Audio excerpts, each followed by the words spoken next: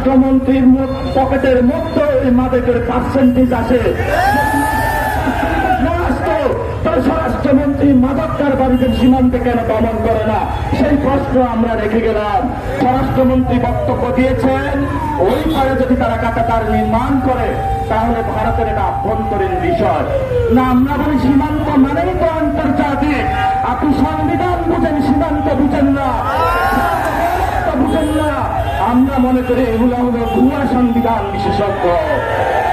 এখন থেকে যে তারা সবক দিয়েছে বাংলাদেশে নাকি সীমান্তে হলো মাদকের চালান হয়, চোরা কারবারি হয়, তাহলে স্বরাষ্ট্রমন্ত্রী কি করে?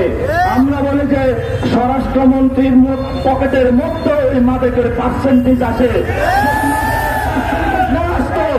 স্বরাষ্ট্রমন্ত্রী মাদক কারবারিদের সীমান্তে কেন দমন করে না, সেই প্রশ্ন আমরা রেখে গেলাম।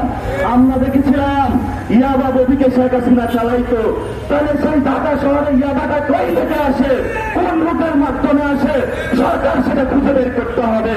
ঢাকা শহরে ফেন্সিডিলের বোতল কিভাবে আসে, সরকার সেটাকে খুঁজে করতে হবে। এখন তলে তলে তো ওরাই ফেন্সিডিল খেয়ে বসে থাকে, ফেন্সিডিল যেই দরকার হলো ইয়াবা, ওই ফেন্সিডিল আর ইয়াবা খায় বসে থাকে। আমরা তরুণ প্রজন্ম শপথ নিচ্ছি, বাংলাদেশ থেকে হয়তো আমরা থাকবো, নয় ফেন্সিডিলকে আমরা বিদায় করবো আর ইয়াবাকে বিদায় করবো।